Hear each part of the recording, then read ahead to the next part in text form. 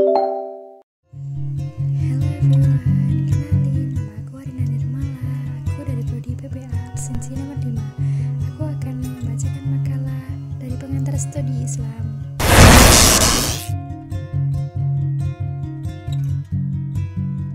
Taib, Assalamualaikum warahmatullahi wabarakatuh.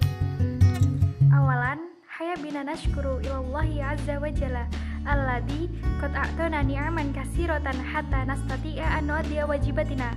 Saniyan, salatan wa salaman daimaini mutalazimaini ala rasulina wa habibina Muhammad sallallahu alaihi wasallam alladzi qad akhrajan nasa minal dzulumati ilan nur. Yang terhormat kepada Bapak Dr. Habib Bawafi selaku Ketua Stid Al-Muslihun.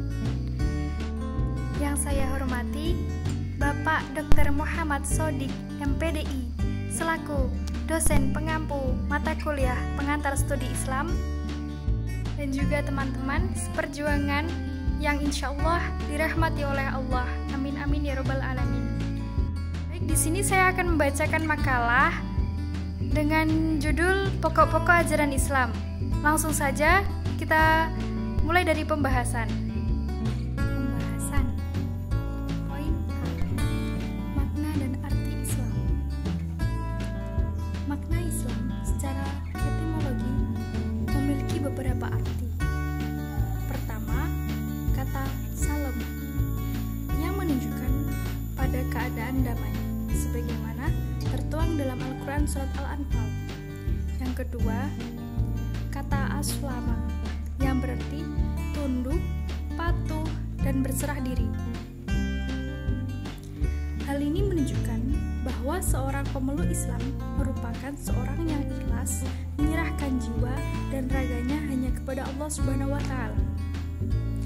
Yang makna ketiga dari kata salim yang berarti bersih dan suci, sesuai dengan firman Allah dalam Quran Surat Asy-Syu'ara ayat 89. Dan yang keempat, makna Islam diambil dari kata salam yang berarti keselamatan atau kesejahteraan, sebagaimana Allah berfirman dalam surat Maryam ayat 47. Ayat tersebut memberikan pengertian bahwa Islam merupakan agama yang senantiasa membawa umatnya kepada keselamatan dan kesejahteraan bagi seluruh umat manusia. Makna ini sesungguhnya memiliki nilai universalitas dalam ajaran agamanya.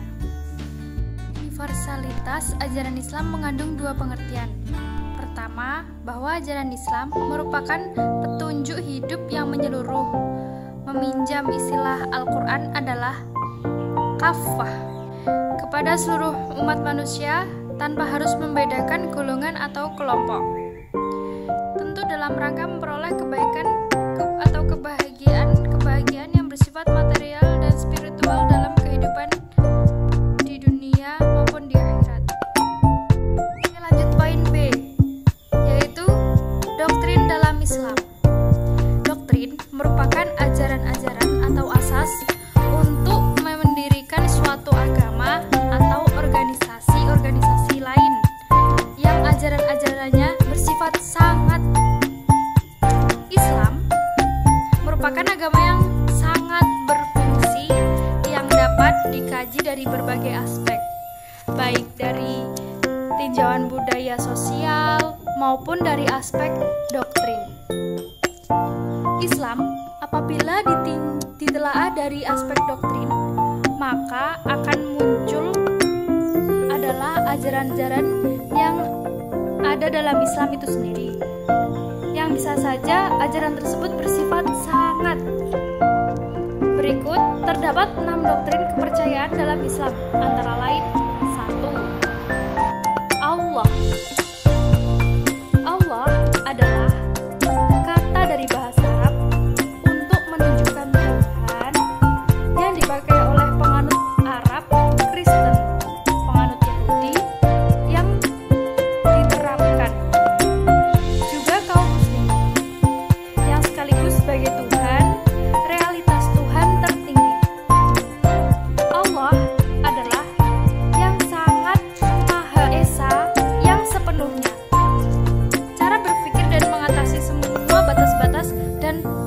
pembatasan dari setiap konsep dan ide. Tuhan adalah yang pertama, al-awwal, karena Dia adalah asal-usul dari segala sesuatu. Dia adalah yang terakhir, al-akhir, karena kepadanya segala sesuatu bukan hanya jiwa manusia, melainkan seluruh kosmos akan kembali. Dia adalah yang lahir, az-zahir. Yang kedua, Rasul dan Wahyu. Islam menegaskan bahwa setelah doktrin berkaitan dengan sifat Tuhan atau at-tauhid, doktrin yang menempati urutan paling penting yang menyusulnya adalah doktrin tentang kenabian atau an-nubuwah. Menurut pemahaman Islam, Tuhan telah menjadikan nubuwah sebagai realitas sentral dalam perjalanan sejarah umat manusia.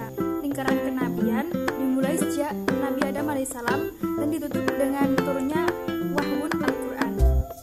Disebutkan terdapat kurang lebih 124.000 nabi yang diutus kepada setiap bangsa dan kelompok masyarakat.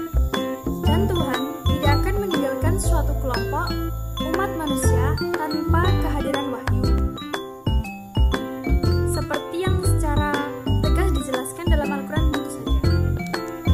Klasifikasi utusan-utusan Tuhan al-anbiya terdiri dari mereka yang membawa kabar tertentu dari Tuhan yang disebut dengan nabi, dan mereka yang menjadi utusan disebut dengan rasul, pembawa misi ajaran yang besar.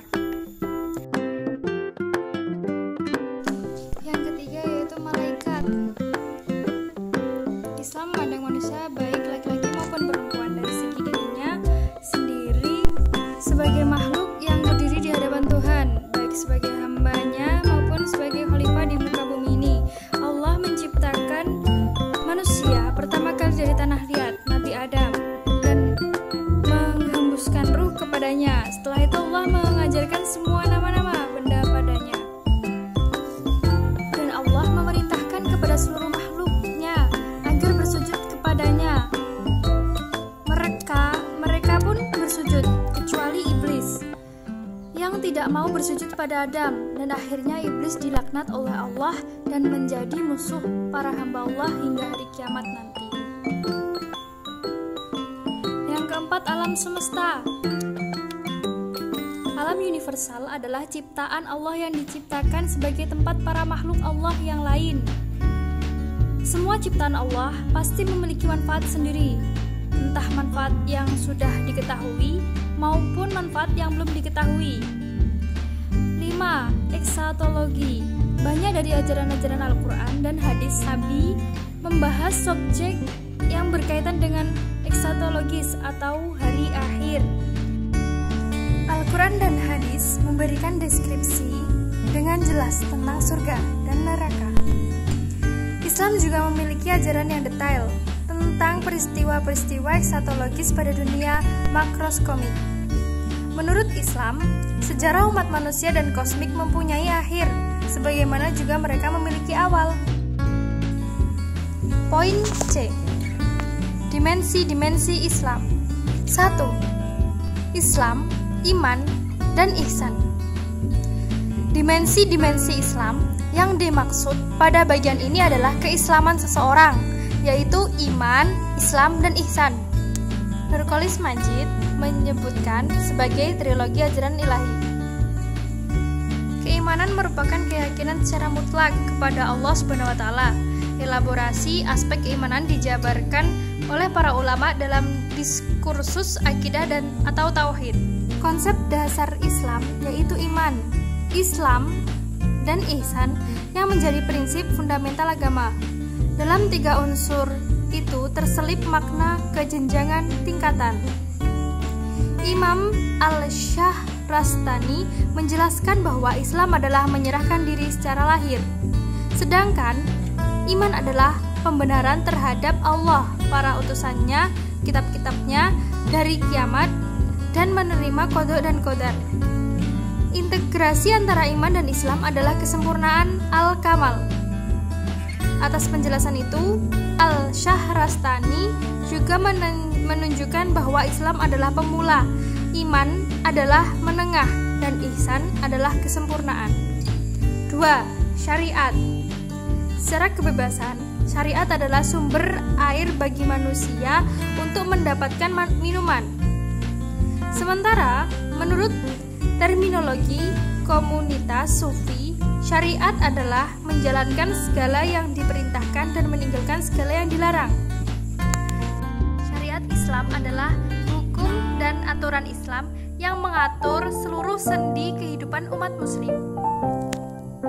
Yang ketiga, Thariqati. Thariqat adalah beramal dengan syariat Islam secara azimah atau memiliki yang berat walau ada yang ringan.